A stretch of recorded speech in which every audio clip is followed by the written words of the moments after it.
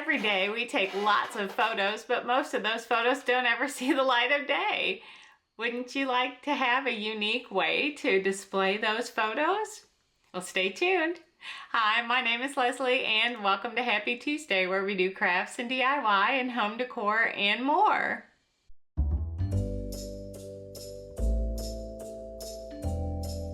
Today I have for you 5 super cute, very unique, and budget-friendly ways to display some of those photos.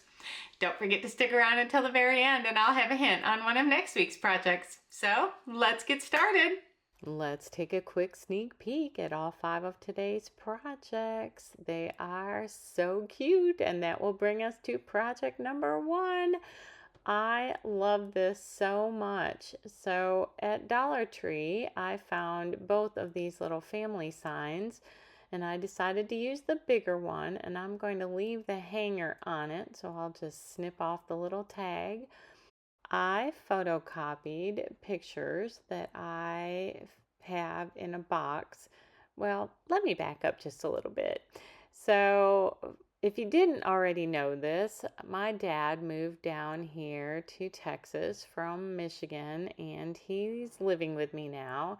And I have become the keeper of the family photos. So, I have photos from both of my grandparents, from my parents, and from my siblings and I as we were growing up, as well as all the photos that we sent of our kids and grandkids to my parents through the years. So I have boxes and boxes and boxes of photos. So I went through a couple of those boxes and I picked out what I felt like was a good representation of my family. And some of those I shrunk, some of those I photocopied the color picture into black and white so that they would all kind of go together on this little family saying. And then I just went through the pictures and I trimmed them down as I was looking for places to put them. In hindsight, I probably would have found places to put them and then trimmed them down as I was gluing them. But you'll see how I pick that up here in a minute. So right now I am just trimming down pictures and trying to figure out where they'll go on here, and then I am going to take them all off and grab the Mod Podge. Now I'm not using any special Mod Podge. This is just regular old matte. I didn't want to do glossy.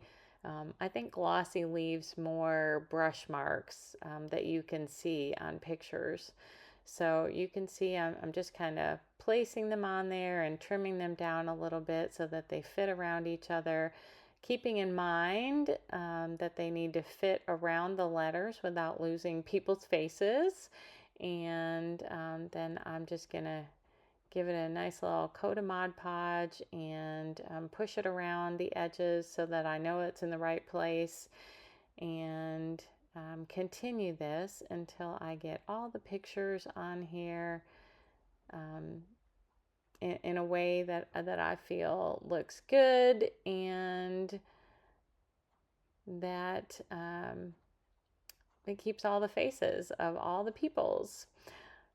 Now we have multiple generations. I do have photos of, great aunts and uncles and great grandparents, but I'm not really sure who's who in the picture. And unfortunately, before my grandmother passed or grandparents passed, they didn't write on all the pictures that that I acquired, that my family acquired, and so I don't really know all of who's who, which is kind of a shame. But I am going to now take my handy dandy nail file and I am going to just rub it around the edges of the word family and take off all the little pieces of scrap so that it's nice and neat and trim and you can see family poke out. Now the nail file works best because you have to be able to get into the small places and reach in between the letters. You'll see here in a minute. I'll I'll get in there in between the circle and inside the A, and so that nail file works really well. And this one just happens to be one of those really kind of heavy duty nail files.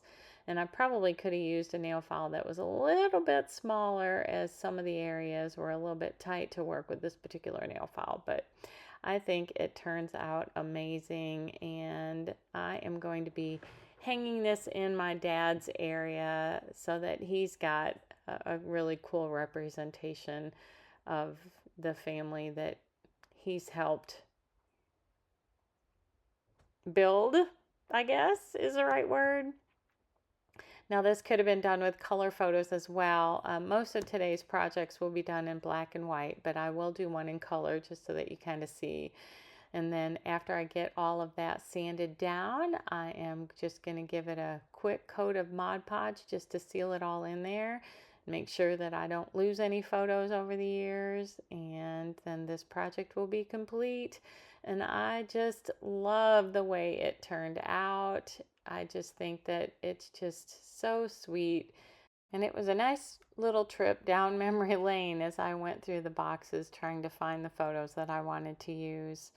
Now we are at project number 2, and this is my parents' wedding photo. Now at Dollar Tree the other day, I noticed they had some forms for using with epoxy resin, and I found this light switch cover, and I thought this was the perfect project to add to this video. So I just took this photo and set it on the form and figured out how to cut out the little screw holes and the switch spot, and made it fit inside this little mold. And then I am going to get the epoxy ready. This epoxy resin I actually bought on Temu. You mix 1 part A with 1 part B, and then you have to stir it slowly so that you don't add too many bubbles in.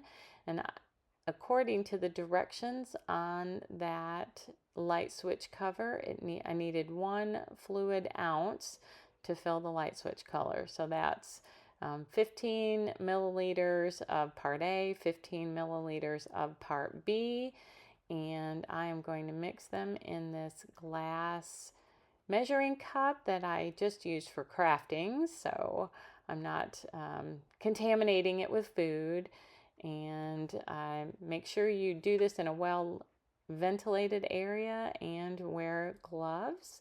Now I'm just going to use this little popsicle stick to smooth it all out. I'm putting a little coat in the bottom, and then I'll add the photo on, and then I will put the rest of it on top. So I am just going to flip this photo over and make sure that it's good and stuck in there, and then I will scrape out the rest of the epoxy that I have in that glass container, and we're just going to smooth it out and make sure that every area is filled and that we don't have any bubbles or any areas missing epoxy. And then I let it dry for 24 hours. Now it takes 24 hours to harden and 72 hours to fully cure. Once it's dry, you just pop it right out of that form, and there it is, all complete. And I think this will be perfect in my dad's apartment. If you made it this far in the video, thank you so much for watching. We are getting very close to that 2,500 mark, so if you're not already a subscriber, hit that subscribe button. If you are, thank you so much. I appreciate you greatly, and go ahead and share this video with one of your friends. Give it a thumbs up and click that bell so that you'll be notified every time I upload another video. And that will bring us to project number 3. This is another photo of my parents' wedding, and we are going to do these on little canvases. So what I did for this project, I first grabbed this little canvas from the Dollar Tree, and it has its own little tripod stand that comes with it. And I'm also going to grab another piece of canvas we'll talk about in a minute. Now this one, it was a little bit, I want to say not wonky, but loose kind of inside that canvas. But I didn't want to mess with trying to take it off and restaple it and whatnot. So I took my Cricut and I set this as a print then cut image. And the reason why I did that is so that I could mirror it in the print stage and then be able to get the size that I wanted. I needed 4x4 for this little canvas. So I mirrored it so that, because we are going to flip it over the canvas. So the first thing we're going to do is take our Mod Podge. Now they do make Mod Podge for photo transfer, but I'm just using my regular matte Mod Podge. I didn't need to spend the $10 to get the photo transfer Mod Podge. I don't think it would really do any different from all the reviews that I read. You still have the same issues if it bubbles or you don't get a particular area covered. So you want to get a good thick even coat on there, and then we are going to take that picture and we are going to flip it over and put it face side down onto this canvas, making sure that we get it lined up right and get it smoothed out. Now, any areas that you don't have completely smoothed out, or you get a little too much or not enough Mod Podge, it's going to have kind of a special antiquing that will come with cleaning it off, and I'll show you that when we get to that point. But I am going to just place this on my little mat there, and use my Cricut brayer tool and smooth that out as best I can. Again, trying to make sure I get all the bubbles out and that everything is nice and tight and secure on that canvas. And then we need to set that aside and let it dry for a minimum of 72 hours.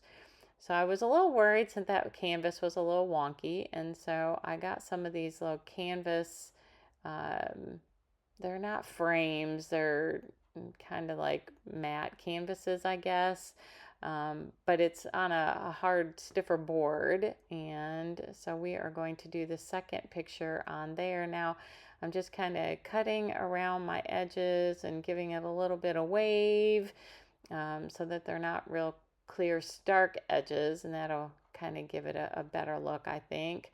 And then it's going to be the same process. So we're going to put an even coat of Mod Podge on this canvas, making sure that it's even and thick, and not too thick, because when you squeegee it out, it will, the Mod Podge will actually come out, and you'll see I got some of it stuck onto my little Cricut tool there. And then I've got a bubble, and I'm going to try to get that bubble out.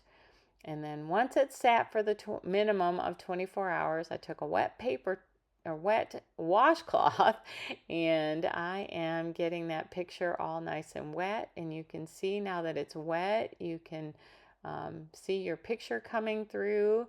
And you're going to very gently, and I started with the washcloth but then went in with my finger, you're going to very gently peel off that paper, and the image will stay on the canvas. And we are going to just run our finger around. You can kind of see that it just rolls off there in the beginning when you're just getting that first layer. And then I'll go back in with the washcloth and just do a real light brushing over that with the washcloth over that canvas, and pull off some more. Now, if you set this aside and you let it dry, and you see still, a lot of places where it's filmy, kind of hazy, then you didn't get enough of the paper off. But you have to be careful, because if you push too hard, you'll remove the paper altogether, and with it will go the color. So you can see as I'm getting that right-hand corner, it's getting a little bit darker from that black ink, because I'm getting the paper off it. Now I'm over here rubbing on the left side, and you can see on that lady's dress, I rubbed a little too hard, or probably had a bubble, and it's antiquing my photo. in a way that I think turns out sweet anyway. And there, this first one is done, and we're going to repeat the process with the second canvas and just going to get it nice and wet and then roll off the paper. And as you roll off the paper, you can see the image come through, and we'll finish it off with our washcloth, and then this part will be complete. Now we're going to go back in with another layer of Mod Podge just to seal it, and I decided to finish this project. We'll take that little easel and we will paint it black, and then we'll set our picture on there. But I thought it needed one more touch to kind of antique it up, and I took that black ink pad from Dollar Tree and just kind of roughed up the edges a little bit and gave it really that antique-y, rustic-y kind of feel. And here we are with our second canvas, which I did the same thing to, and I just think it turned out so adorable. And that will bring us to project number 4. This is my favorite project of the whole video. So I'm going to take some of those little cubes. They come in a 3-pack from the Dollar Tree, and I started out with 9, but I'll add I think 3 more, and I'm giving each person in my family their own cube. So I first started with my little handy dandy nail file and just kind of sanded off any of the rough edges, and then I'm going in with the antique wax and giving a nice coating to each of the blocks in antique wax. And once I get that all done, then we will start picking out photos. Now, this cube I'm working on first is my dad's, and then I'll go in and do my mom's, and then I did one of them as a couple and one of my grandparents, each set of them, and then I did one for each of my siblings. And I'll be putting this on my coffee table. My husband thinks it makes a really unique. So I'm just going through all the photocopies of the pictures that I've made and finding ones of my dad as a child, or here's his graduation from high school photo, and few other photos of him. And then I'm going to take just that matte Mod Podge and a brush, and I'm going to brush a nice little layer on the top of that cube, and then I will set my photo on there and kind of push it down, and then take the nail file and just file off around the edges, and then that photo will be complete, and we will move on to the next picture. And it's just that quick. Another layer of Mod Podge and set the photo on there, and make sure you got all the things on there that you want. And probably the hardest part of this whole project was taking photocopies, well, finding the photos and then photocopying the photos that I wanted in the sizes that I was going to need for the projects. And I was able to show the physical therapist this project today. She was asking some questions about Dad, and I showed her his cube and some of the pictures from him as a child and growing up, and it was just a really cool conversation piece. So my husband was right. And once I got 6 photos on that cube, then I am going to take another layer of Mod Podge and put it over each photo and let that dry, and that way it'll kind of give it a little more sturdiness as people are looking at the cubes and or my grandchildren are playing with them. So that's really all there is to this project. It is super fun and simple, and it was really a trip down memory lane going through the photo boxes and looking at all the different photos. And some I remember and some I do not. And some people I wished I knew who they were, but it was just I think a fun way to take lots of photos that are just in boxes in my garage of my family, and be able to display them in a fun and unique way. This is my mom. This is her graduation from high school photo. And the next picture is her as a little girl. She had the cutest little Shirley Temple ringlets. And here are all of the blocks as they were completed. And I took this basket from Dollar Tree and I set all the cubes in the basket and thought that I would display them in there. But I found another display piece at Hobby Lobby, and I just love this little bowl, and it just sits so cute on the coffee table. And then you can look at the pictures and talk about the people. And that will bring us to our final project for today, project number 5. Now, since I've done everything else in black and white, I decided to do this photo in color, and this is the one I talked about last week. So I am going to take that bamboo cutting board and I am going to give it I'm going to give it a coat of that Mod Podge, and this is very similar technique to the canvases that we did earlier in black and white, but I wanted you to see how it turns out when you use a color photo, because it's equally as easy and it's also equally as successful. And again, I did not need to use the photo transfer Mod Podge. I am curious if anybody has used that. Do you think that it has better results than the regular Mod Podge? Leave me a comment below. So I'm going to cut this out. Again, I printed this on my print to cut feature in Cricut Design Space, and I'm just going to give it a nice little trim around and kind of soften the edges a little bit. This picture was the last picture that my parents and my family all took family photos before my mom passed. So this one has a sweet memory, although all these grandkids are grown and some of them have kids of their own now. So it's kind of a sweet recollection.